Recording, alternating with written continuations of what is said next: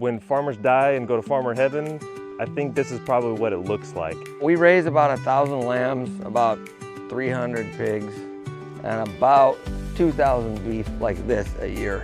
And there's a lot of nice tall feed over there. We'll go check it out. We'll actually move some cattle. The quality of the air here is just exceptional. I mean, you got ocean, forest, pastures, animals, livestock, everything, and it's great.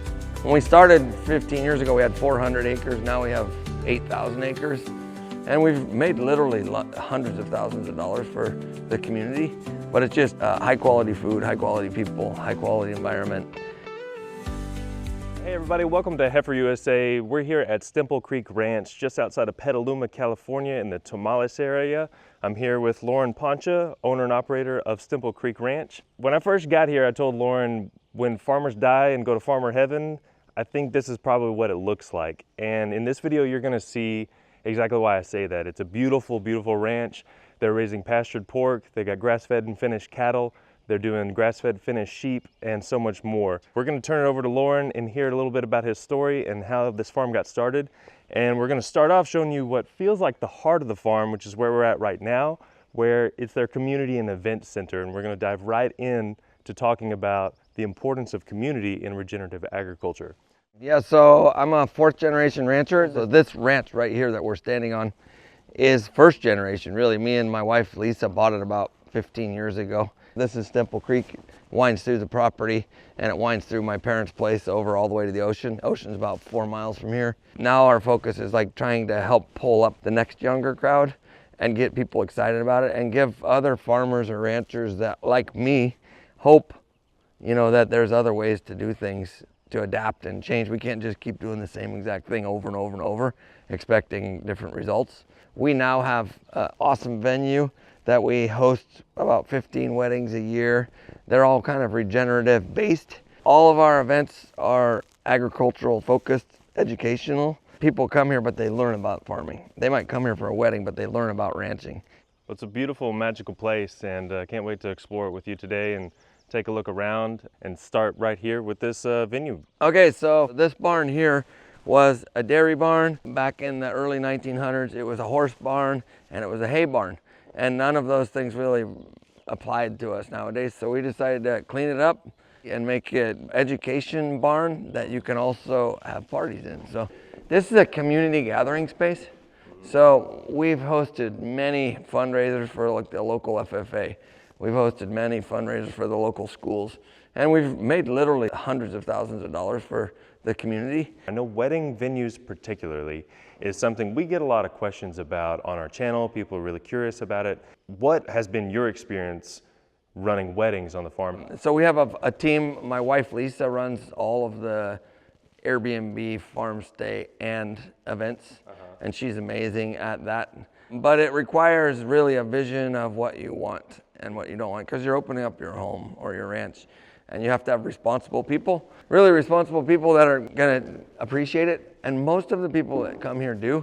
So we're kind of mid-tier, where it's not a cheap venue, but it's also not like some crazy Napa venue, but we get people that appreciate us and the place, and we get a lot of people that want to come here because they like the agricultural, you know, aspect, and they can be loud, you know, into the evening, but it's just high quality food, high quality people, high quality environment.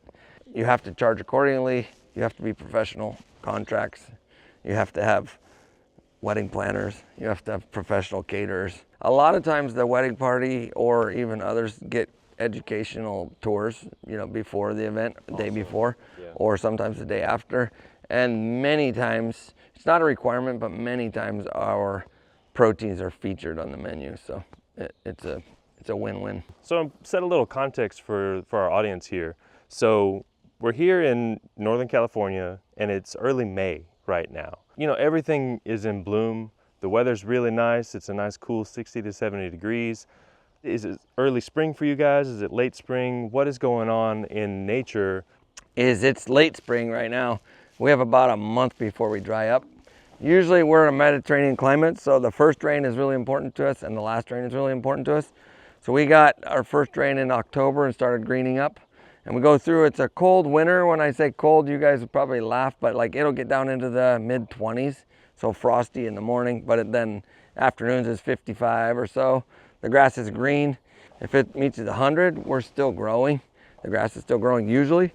But right now everything's bolting. We got our last rain, and it's actually our #1 time to put gains on the cattle and the sheep, because all the grass grows up and it has seed heads, and the animals just go along and they eat the tops of the seed heads, then they lay down and get fat. It's almost like they're on a high concentrate diet, but it's grass seeds. And though some of our cattle gain 4 or 5 pounds a day right now. Wow. So we're gonna hop in the side by side and we're gonna go check out some of the livestock and see those pastures that Lauren was just telling you about.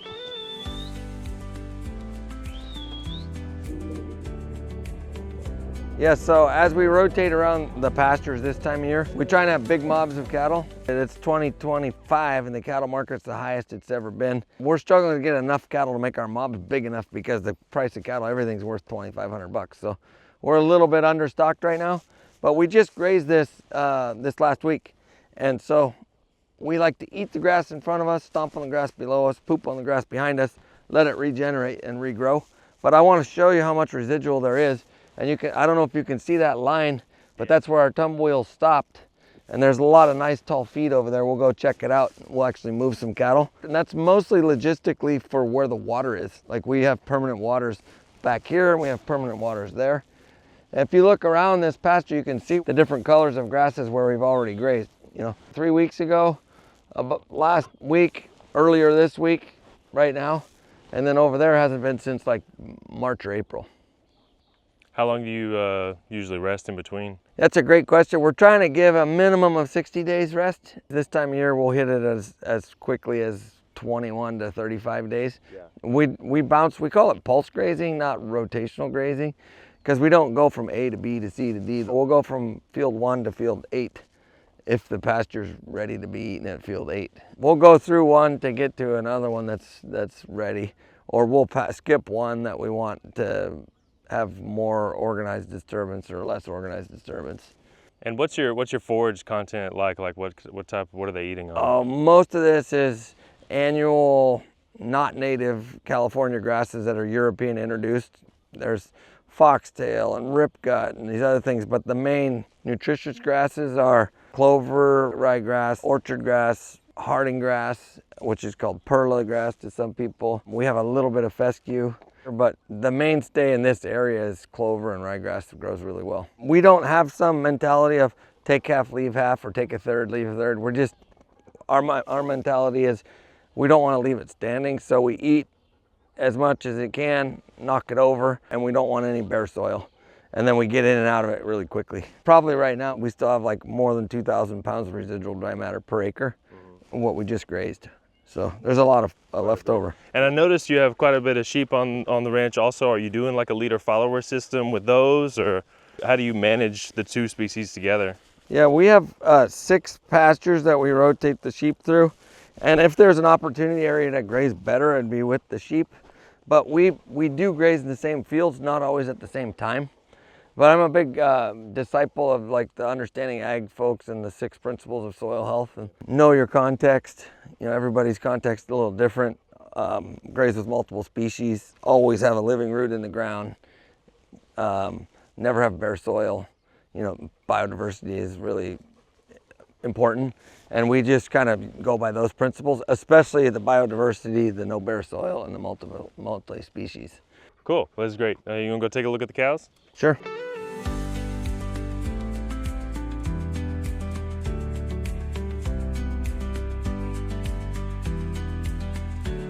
A lot of people, county extension agents, others said you can't grow orchard grass here, but it looks like it's growing really nicely. Why do you think they said that? I think it's because you don't see it. You put the seed out and you don't see it because it takes a long time to establish, and everybody grazes short. So everybody around here mostly set stocks or doesn't give a field 100 days of rest to actually let it exhibit its, you know. Because it takes a while, yeah. Yeah, let it mature. So you guys cover cropping? We have cover cropped in the past. We're not this year, Uh-huh. but we have cover cropped in the past with like a, you know, basically a mixed forage. Yeah. And then we graze it. But we don't really have tractors and plows. So when I say cover crop now, we might be doing it with like, we might broadcast seeds like brassicas and plantains and other things. So tell me what we're seeing real quick. So we're in Burbank Ranch pasture right now. We haven't grazed this field here since late November, and we're using the tumble wheels to move these cattle. These are our finishing cattle. These are almost all put together cattle that I bought from other people, and we're making them fat, and then we're gonna harvest them. And is that the main method you guys use to rotate, like in paddock to paddock-ish, or No, inside a paddock? Mostly we just use single strand turbo wire, but in these big fields that are flat, we use the tumble wheels. And it's just an easy way that we can rotate them multiple times a day without a lot of effort. I don't think it's that. Caliente or no? It's not. I was gonna ask not you hot. if it's hot. It's not hot. So I was curious, you know, like using hot lines in really thick forages like this, like is it even possible? it's possible, yeah. I mean, these cattle, it's not hot right now, and they're respecting it. So Yeah. You said you got, you know, thousands of acres. How many of them are like actively managed with livestock usually?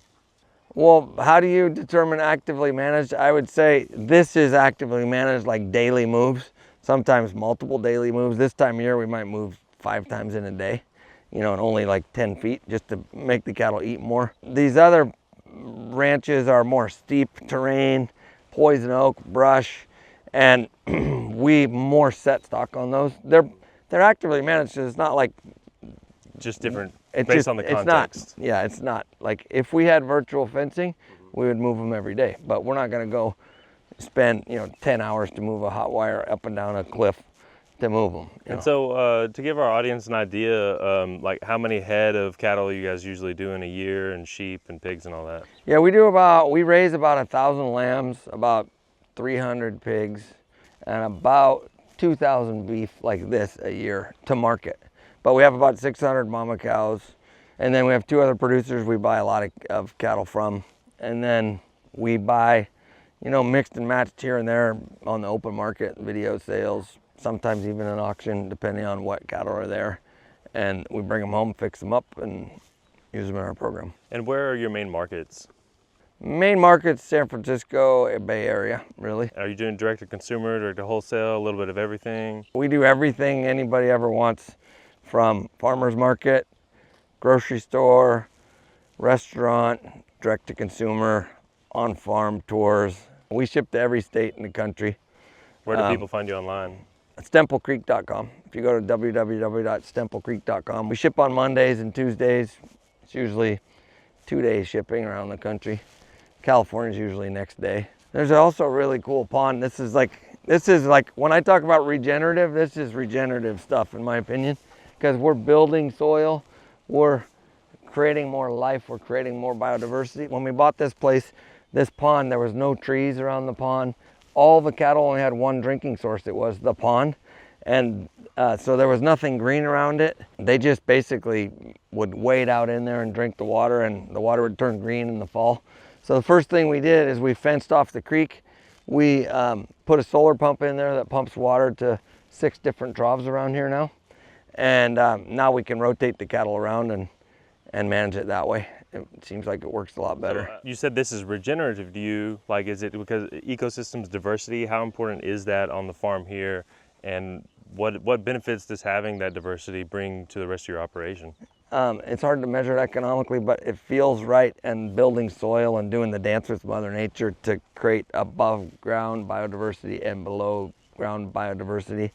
I think it makes for a higher quality product, more flavorful product, definitely more transparent product.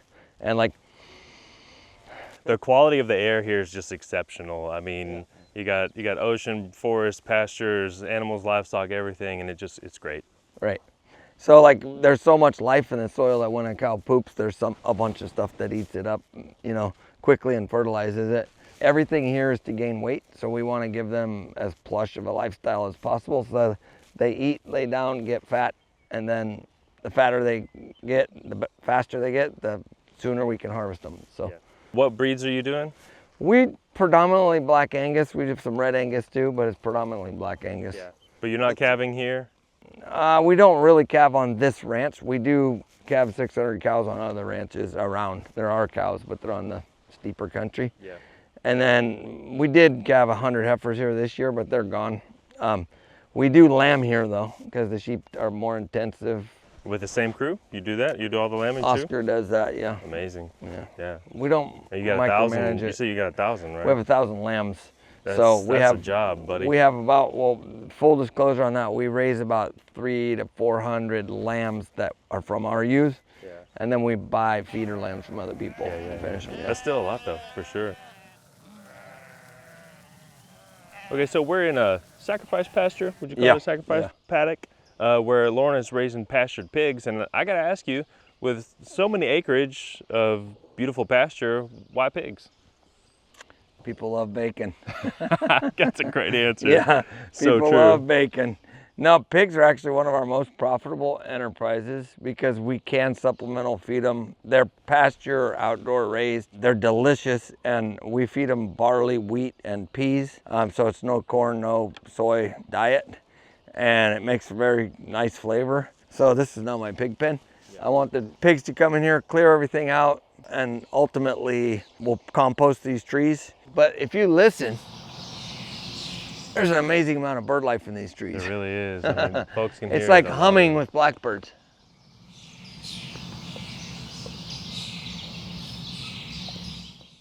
Unbelievable. So, And the pigs like the shade, of course. How hot does it usually get here at peak summer? peak summer, we might have a day or two in the 90s to 100, but poor thing. most of the time it's 80, Nice. 70, 60, because the fog comes in right over that hill. When it gets hot inland, if you look at California, it gets hot in the Central Valley, the fog pulls in off the ocean, and we're like in the fog zone. 10 miles inland will be 15 degrees warmer than we are. You said you take them out of this paddock sometimes. How do you decide when you do that? Usually it's in batches, like we'll raise pigs in batches. So we have 15 sows, and when they have babies at certain times of year, we'll take a batch of like 3 sows babies and bring them up here. They stay here for about 5-6 months. They get harvested based on our kill days and our needs, and that's what we do. It's not a very sophisticated pig operation, but the pork is amazing. Sometimes the pigs get too big, and it's kind of unique. Like everybody says you need a 200-pound carcass. We have 280-pound carcasses very commonly. I think it's just more delicious pork, bigger pork chops, more fat. Yeah. And do they play any further role, like integrating into your regenerative agriculture journey? You can use them that way. Full disclosure, they're not regenerating a lot right now. But we do use them to help us make compost. So that pile down here is wood chips that are about this thick, and we'll put the pigs on there in the summer, and they'll root around on there. We'll feed the pigs on there in the summer, and they'll root around in it, and they'll make the compost even better, and then we'll windrow that compost, put it through its actual heating process, and spread it in the fall. Awesome. It's a unique way to use pigs into your system, for sure. Yeah. What breed of sheep are you raising? Mostly white-faced ewes with black-faced bucks, so we get these speckle-faced lambs. But like anything you see that's shorn right now is a ewe, and these ones in the wool are lambs. They're born in like November, December. They're probably about 80. That's probably like a 95, 100-pound lamb. Right there, the big one. And it's in a month, they'll be about like middle of July, they'll be 120 pounds. What weight do you usually harvest? We'll harvest around 100 to 120 live. Yeah. In about 6 to 8 months old. And do y'all use the wool for anything? Yeah, we do. We use the wool. We sell the wool to a company called Koyuchi, and they make bedspreads and stuff around it. And there's a place back in, I think it's Michigan or Minnesota, called Frankenmuth, and they buy a lot of our wool and process it back there. Sheep are probably like one of our most productive units on grass. We don't feed them ever, and one ewe can make 2 babies every year, and just economically, you turn your money over more quickly. So like pigs are a 6-month ROI, 8-month ROI. Sheep are a 8 to 10-month ROI. Cattle are a 2 to 3 year ROI. Yeah. It's a bigger number, but it takes a lot more inputs and a lot more time. So that cash flow helps keep things It helps going. cash flow. Plus, people love lamb. So I want to ask you, you've been regenerative farming for, a long time now, and you've got a great successful operation. What advice would you give to new farmers that are just starting out on their journey?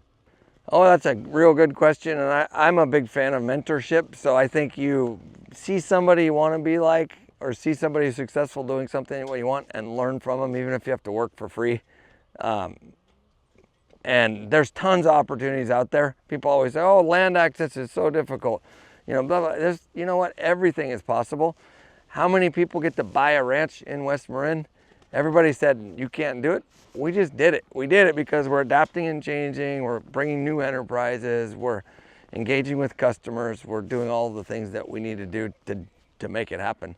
But get educated about it. Dream about what you want it to be like. Surround yourself with the right people. You're as good as the 5 people you hang out with, right? So that's what I encourage you to do. And hopefully some people that watch this show are going to want to come see it and talk to me about it. Learn from me. I'm going to learn from them. We just keep growing our networks, and it's a small group of people that want to do this and are passionate about it. We all have lots of opportunities where we can make more money, but I mean, this is epic. This is like my favorite, the church for me. It's unbelievable. Absolutely. So. And how can people kind of get in touch with you, or are there any farmer organizations that you're a part of that you would suggest folks look into? The best way to get in touch with me is through the website at stemplecreek.com, or you can follow us on Instagram or Facebook. We stay kind of active on that stuff. And then I love the Grass-Fed Exchange, if you're going to do that again, because it's a group of like-minded people that come together. I love Ranching for Profit and all of the education that they do. I love some of the things that Understanding Ag has done, and Educational Soil Health Academy and stuff like that. So there's tons of places to go and meet people and keep learning. And we host events here. We host educational events here, and we have a great time doing it. So, and the events on the website? Usually Facebook, Instagram, website, but I'm not in charge of that stuff. So what a day. I always say, what a day at Stemple Creek Ranch. Absolutely, and it is an epic day today. And Lauren, I want to say thank you so much for showing us around and showing us your beautiful farm and all the hard work and success you guys have achieved. I hope you guys find it inspiring. And if you've enjoyed this video, please like and subscribe the video, or like the video and then subscribe to the channel, so that more people will see it, more people will learn about the benefits of regenerative agriculture and what is possible and how we can take care of the earth that we are here to steward. So Lauren, thank you so much. Thanks, buddy. Appreciate it. And thank you guys for watching. So we'll see you guys next time. Thanks so much. Bye.